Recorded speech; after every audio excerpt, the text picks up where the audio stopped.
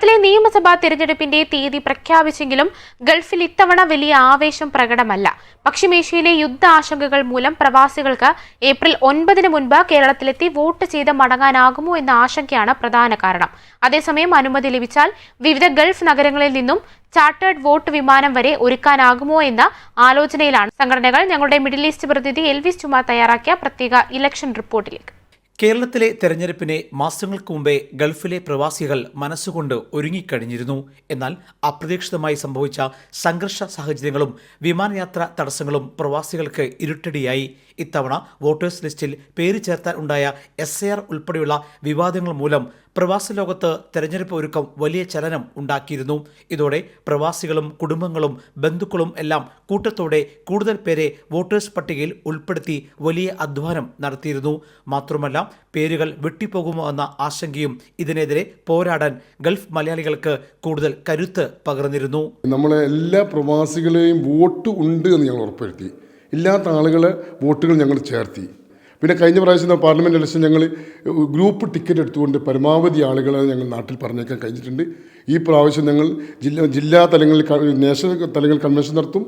UDF KMCCയുമായി സഹകരിച്ചുകൊണ്ട് UDF ലെവലിൽ ജില്ലാ തലത്തിൽ ഞങ്ങൾ കൺവെൻഷൻ നടത്തും. അതേ രൂപത്തിൽ നിയോജക മണ്ഡല അടിസ്ഥാനത്തിൽ കൺവെൻഷൻ നടത്തിക്കൊണ്ട് മാക്സിമം ആളുകളെ നാട്ടിൽ പറഞ്ഞേക്കാനുള്ള സംവിധാനം ഞങ്ങൾ ചെയ്യും. പശ്ചിമേഷ്യയിലെ പുതിയ സംഭവവികാസങ്ങളെ തുടർന്ന് മിക്ക ഗൾഫ് രാജ്യങ്ങളിലും നിയമങ്ങൾ കൂടുതൽ കർശനമാണ്. ഈ പശ്ചാത്തലത്തിൽ രാഷ്ട്രീയ പാർട്ടികളുടെ തെരഞ്ഞെടുപ്പ് കൺവെൻഷനുകൾ ഇനി ഗൾഫ് നാടുകളിൽ പഴയതുപോലെ സംഘടിപ്പിക്കാനാകുമോ എന്നത് വലിയ ചോദ്യമാണ്. പണ്ട് തെരഞ്ഞെടുപ്പ് കാലത്ത് നാട്ടിലേക്ക് പ്രത്യേക വോട്ട് വിമാനങ്ങൾ വരെ നടപ്പിലാക്കിയവരാണ് ഈ സംഘടനകൾ. ഇത്തവണ ഇത് സാധ്യമാണോ എന്നതും പ്രവാസ ലോകത്തെ പ്രവർത്തനങ്ങളെ കൂടുതൽ ആശയക്കുഴപ്പത്തിലാക്കുന്നു. അതേസമയം ഏപ്രിൽ 9 തെരഞ്ഞെടുപ്പ് നിർണായകമാണെന്നും അതിനാൽ കൂടുതൽ പേരെ നാട്ടിലെത്തിക്കണമെന്നാണ് UDF സംഘടനകളുടെ തീരുമാനം.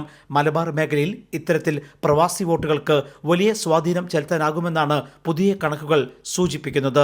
അപ്പോൾ ഇനി തെരഞ്ഞെടുപ്പിന് അധികം നാളില്ല, വളരെ കുറഞ്ഞ സമയം മാത്രമേ ഉള്ളൂ.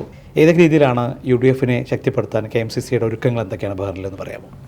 പ്രവാസികളെ സംബന്ധിച്ചിടത്തോളം ഏറ്റവും പ്രതീക്ഷ നൽകി ഒന്നും ചെയ്യാത്തൊരു ഗവൺമെൻറ്റായിരുന്നു 10 വർഷം കേരളത്തിലുണ്ടായിരുന്നത്. ഒരുപാട് പ്രതീക്ഷകൾ നൽകി. അതിൻ്റെ ഭാഗമായിക്കൊണ്ട് മുഖ്യമന്ത്രി UAE വന്നുകൊണ്ട് പ്രവാസികളുടെ അക്കൗണ്ടിലേക്ക് ഒരു നിശ്ചിത സംഖ്യ അയക്കുമെന്ന് പറഞ്ഞ് അതിതുവരെ പ്രാബല്യത്തിൽ വന്നിട്ടില്ല. പ്രവാസി പെൻഷൻ വേണ്ട രീതിയിൽ ജനങ്ങളുടെ ഇടയിലേക്ക് എത്താൻ കഴിഞ്ഞിട്ടില്ല. അതേസമയം മുഖ്യമന്ത്രി പിണറായി വിജയൻ സൗദി അറേബ്യ ഒഴികെ 5 ഗൾഫ് രാജ്യങ്ങളിൽ കഴിഞ്ഞ മാസങ്ങളിൽ സന്ദർശനം നടത്തിയിരുന്നു. ഗൾഫിലെ 7-ലധികം പൊതുപരിപാടികളിൽ 10 മണിക്കൂറിലധികം മുഖ്യമന്ത്രി പ്രസംഗിച്ചിരുന്നു. എന്നിട്ടും പ്രവാസികൾക്ക് ഒന്നും നൽകിയില്ലെന്ന പരാതി പ്രവാസ ലോകത്ത് വ്യാപകമാണ്. പ്രവാസികളോടുള്ള ഈ അവഗണന പരമാവധി വോട്ടാക്കി മാറ്റാനുള്ള UDF സംഘടനകളുടെ ഒരുക്കത്തിനിടെയാണ് അപ്രതീക്ഷിതമായി യുദ്ധ പ്രതിസന്ധി ഉടലെടുത്തത്. തെരഞ്ഞെടുപ്പിന് ഇനി ഏകദേശം 3 ആഴ്ച മാത്രമാണ് ബാക്കിയുള്ളത്. ഈ കുറഞ്ഞ സമയത്തിനുള്ളിൽ രാഷ്ട്രീയ നേതാക്കന്മാർക്ക് ഇവിടെ വരിക എന്നത് പ്രയാസകരമുള്ള കാര്യമാണ്. അതോടൊപ്പം തന്നെ നാട്ടിലേക്ക് വോട്ട് ചെയ്യാൻ പോയി കഴിഞ്ഞാൽ അവിടെ കുടുങ്ങിപ്പോകുമെന്ന പ്രയാസവും പ്രവാസികൾക്കുണ്ട്. ഈ വെല്ലുവിളികളെ എങ്ങനെ അതിജീവിക്കും എന്നതാണ് ഇനി മുന്നണികൾ കണക്കാക്കുന്നത്. ദുബായിൽ നിന്നും Elvis Chumar, Jai Hind news. One anchor every week, 20 years, 1,000 episodes on one TV channel. Middle East this week, an Elvis Chumar TV show. Exclusively on Jai Hind TV. Stay tuned for the 1000 countdown.